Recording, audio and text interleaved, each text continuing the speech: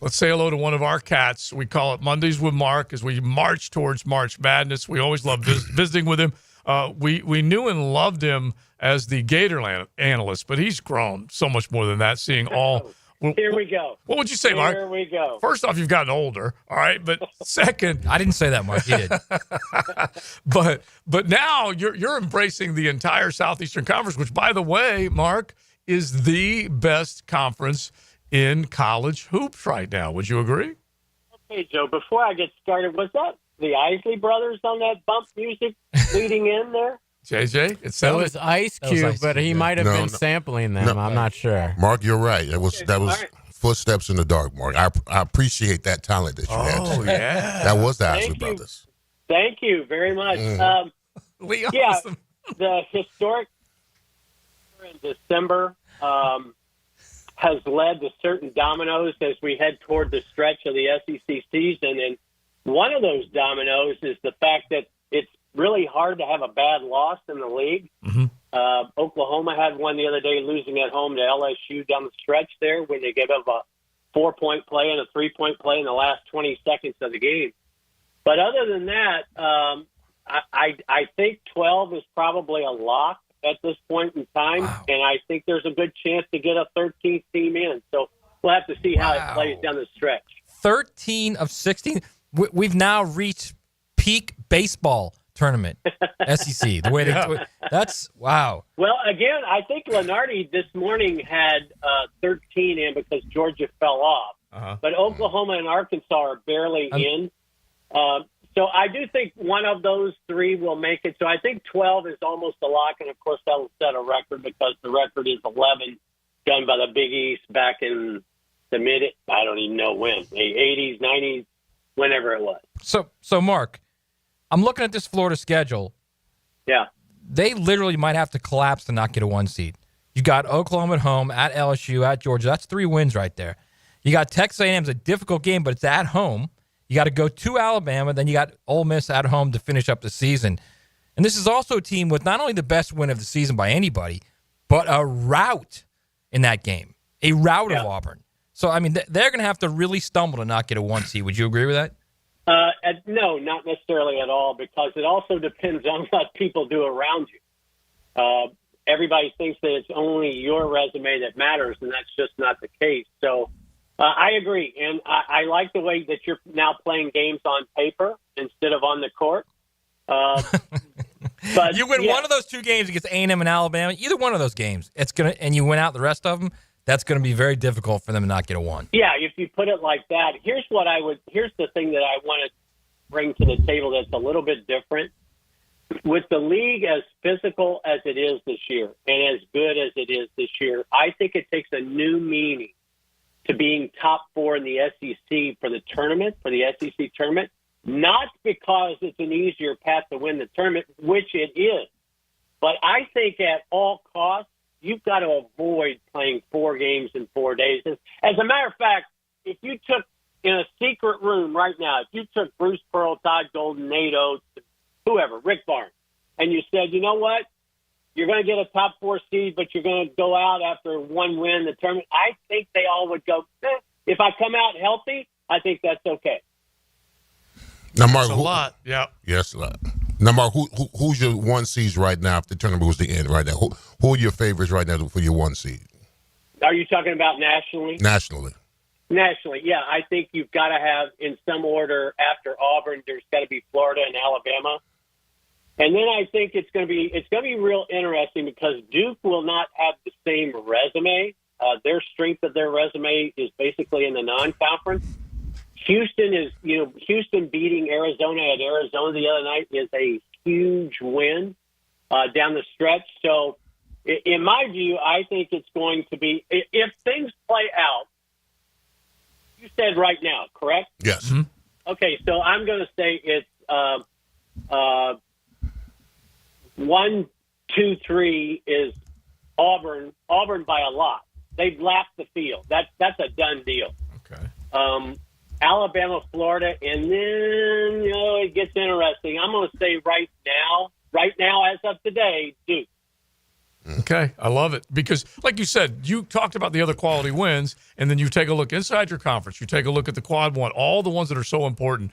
We're talking with Mark Wise. He is the king of college basketball, as we know it. Mondays with Mark, we'll have a visit with him as we lead all the way up to March Madness. And so when you think of the great storylines, and we've been talking about this, and you could shed some light on it, but I think, Mark, over the last decade, the decision made inside AD's offices, inside the SEC, to become more competitive in basketball, now we're seeing the fruits of all that labor, say, over the last 2 or 3 years. Yeah, I don't think there's any question about that. There's a perfect storm going on, and the genesis for that was that when I think Mike Tranghese is who they hired as a consultant that came in and said, you got to redo your non-conference scheduling. You've got to pay closer attention to conference scheduling and whatnot. Then you add into that the upgrade in coaching. Just take a look around the SEC in terms of the acumen, the talent that's involved. And then you throw in the resources, which allows you to buy players. And I don't care what we call it, we're paying players. So you've got great acquisition of talent, great coaching, and better attention to, I don't want to say gaming the system, but working the system in terms of scheduling and understanding that you shouldn't be scheduling a lot of quad 4 teams. That's a better understanding of how to do that. All right, Mark. Michael Hanglon came back, played well in 20 minutes against South Carolina. Elijah Martin looked a big, important number there. Yeah, the fact that he was able to play 20 minutes. Right. The 20 minutes is way more important than the 2 points. Way more. Correct. Elijah Martin looked good when he came back. Yeah. If this team gets healthy and if Conley comes back healthy, you're talking about a team with, 4 legit options in the front line, and then a backcourt of guys that can shoot it from all over the place. This becomes a legitimately dangerous team in the tournament. I don't think there's any question about it. I always look at it this way. How many different ways can your team win a game? This Florida team is different defensively in large part because of Martin and because of Condon and Houck being a year older. Chinyulu gives them a little bit different defensive presence downstairs. So if you can win the games, not just offensively, but play enough defense, and Florida's not going to be a lockdown defensive team. They're not wired that way to play that way. But I think defense today is, can you stop the other team from doing what they do best? Can you stop the best player from getting his moment in the That's what defense is all about right now. Offensively, man, I'm telling you, when you can shoot the ball the way Florida shoots it, and then when you can rebound when there are those misses, good luck. Now, Mark, we all know who the elite teams are in the SEC as far as tournament basketball goes. But is there any middle of the pack team that you should be wary of in the SEC championship or maybe in the tournament itself? Missouri. I like Missouri a lot. I've had them 4 times now, twice at home, twice on the road. It's quite the turnaround that Dennis Gates has done from last year. Remember, they did not win a game in the league last year. Went 0-19, including the first-round exit in the SEC tournament. So he redid the roster. They got healthy. They got Caleb Grill back. They added Mark Mitchell from Duke, and he is a problem. He is a matchup nightmare. But what I like about his team is they can beat you in different ways with different lineups. And what I mean by that is basically Florida plays an 8-man rotation. 4 bigs, 4 guards. That's it. He'll go 10 deep, and the 9th and 10th guy might change from one game to the next in terms of lineups, foul situations, and et cetera. So I like what they've put together. They force you into mistakes. They're leading the league in steals per game, and yet what Grill's given them offensively, along with Tamar Bates, there's a lot. That's a team that I think can play easily into the second week. Couple more for Mark Wise as we have Mondays with Mark as we march towards March Madness. You mentioned the fact that they got the player from Duke. Are you cool with the portal? Because we argue about it all the time in football. Yeah, it's even more challenging in basketball. Well, how many days do we have to discuss that answer? It's the truth. it's the portal combined with the NIL, quote unquote, that I don't like. I think everybody should. First of all, I'm all for players getting paid. They were downtrodden for 50 years by the NCAA. The NCAA is getting exactly what they deserve with the way they have handled student athletes over the years.